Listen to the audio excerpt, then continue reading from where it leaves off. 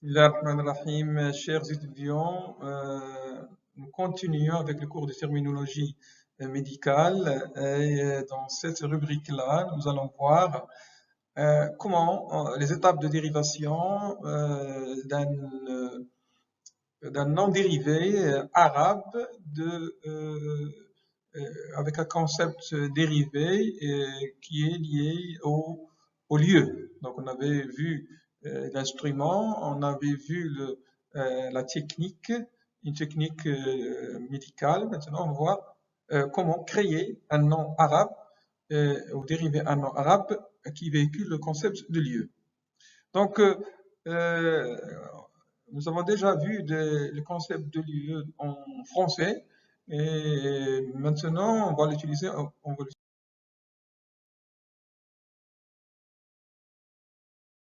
arabe. Bien sûr, les étapes de dérivation d'un concept de lieu médical diffèrent ici puisqu'on va utiliser la dérivation. Donc, pour parler de lieu, il nous faut bien sûr notre ordre vocal, il faut le choisir.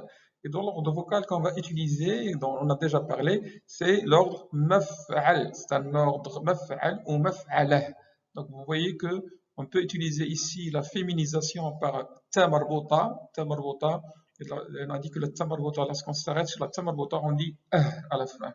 À la fin. Donc maf, donc là c'est un mot additionnel puisqu'il contient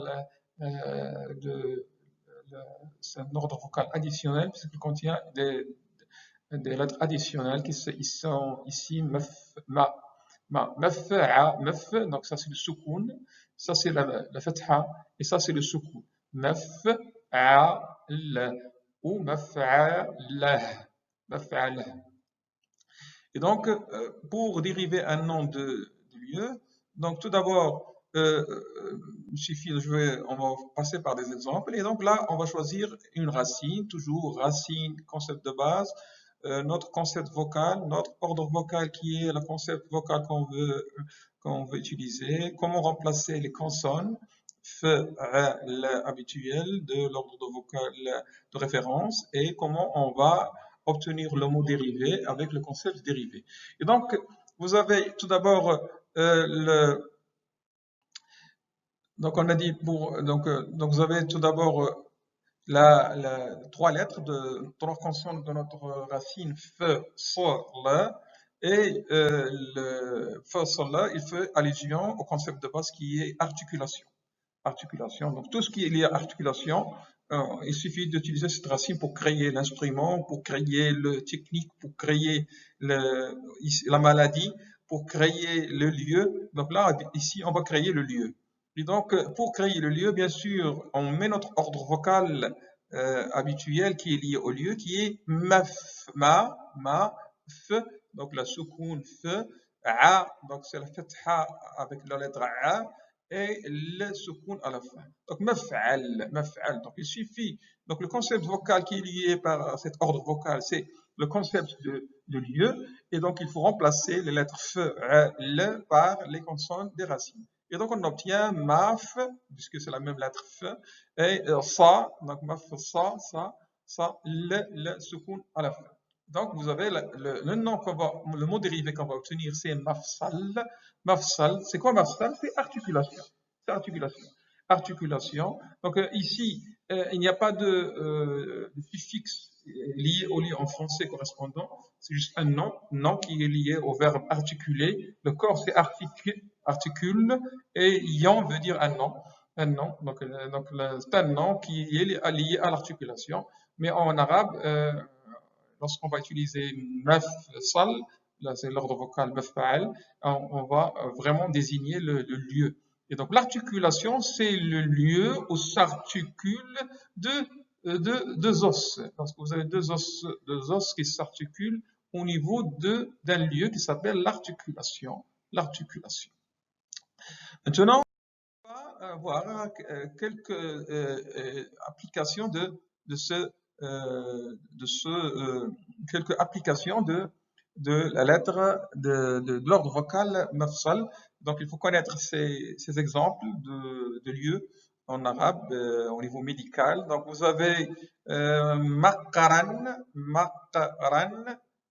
confluent. Donc confluent, c'est l'endroit où vont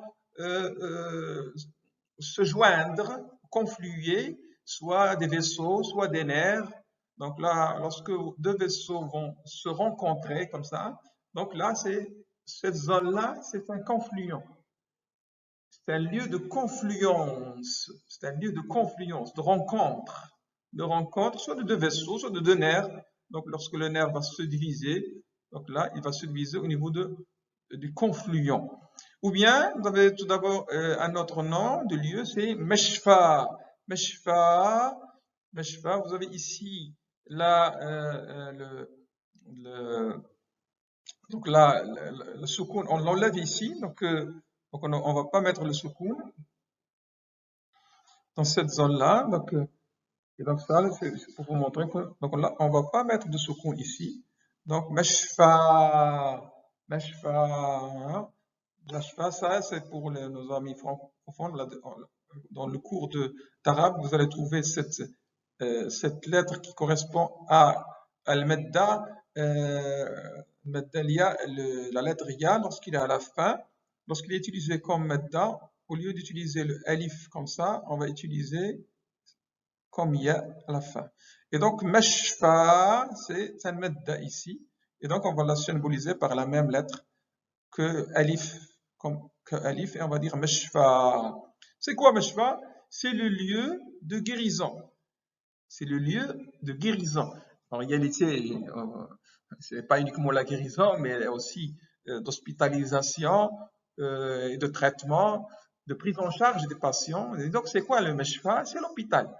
L'hôpital. Donc, il y a un autre nom qui est plus compliqué pour vous, pour les noms arabophones, mais vous allez le trouver, c'est Moustashfa. Moustashfa, c'est en utilisant d'autres lettres additionnelles et d'autres ordres vocaux. Donc, parce que les ordres vocaux que je vous ai donnés, c'est des exemples d'ordres vocaux en arabe qui sont courants. Mais il y a d'autres ordres vocaux qui sont moins courants. Par exemple, ici, on va utiliser l'ordre vocal mustaf'al et mustashfa. Donc là, c'est le terme qui est le plus utilisé pour désigner l'hôpital en arabe. Mais on peut utiliser de manière simplifiée la meshfa, qui est un terme simplifié. Meshfa, c'est l'hôpital. Donc l'hôpital, c'est le lieu. Donc toujours dire le lieu. Lorsque vous voulez exprimer que vous avez utilisé le lieu, il faut dire le lieu où on prend en charge les patients. Où on prend en charge le patient. Mansaf, c'est quoi Mansaf? Mansaf, c'est le médiastin. C'est le médiastin. Donc déjà, on a vu que le médiastin, ça fait allusion au thorax, et média, ça fait allusion au milieu, parce que le médiastin se localise au milieu du thorax. Donc le médiastin, il est au milieu du thorax. Et donc, médiastin, donc c'est au milieu du thorax, et donc c'est le lieu du milieu du thorax. C'est le lieu du milieu du thorax. Et donc, le milieu du thorax, en arabe, la racine qui dit milieu, c'est n-s-f. N-s-f. Lorsqu'on veut diviser quelque chose en deux, on dit nisf. Nisf, ça veut dire deux. On divise en deux. Et donc, ici, n-s-f. Et donc, on va utiliser l'ordre vocal maf'al. Et donc, on obtient mansaf. Puis, vous avez la porte d'entrée. Un germe, lorsqu'il veut entrer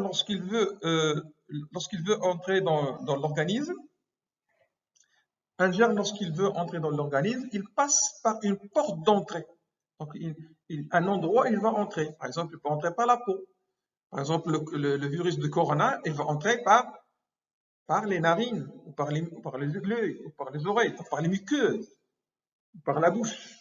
Donc, ce sont les endroits, c'est les zones d'entrée du virus. Et donc, ces zones d'entrée, on va les appeler portes d'entrée. Portes d'entrée. Donc, dans l'arabe, on va résumer les deux mots en un seul mot.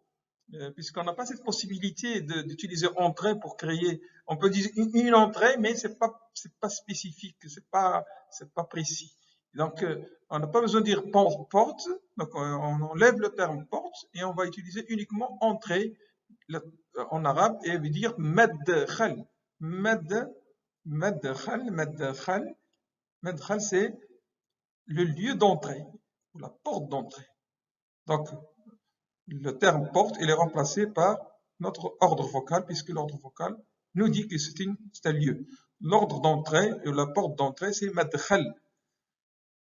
On a vu mafsal, on l'a déjà vu, mafsal, donc l'articulation.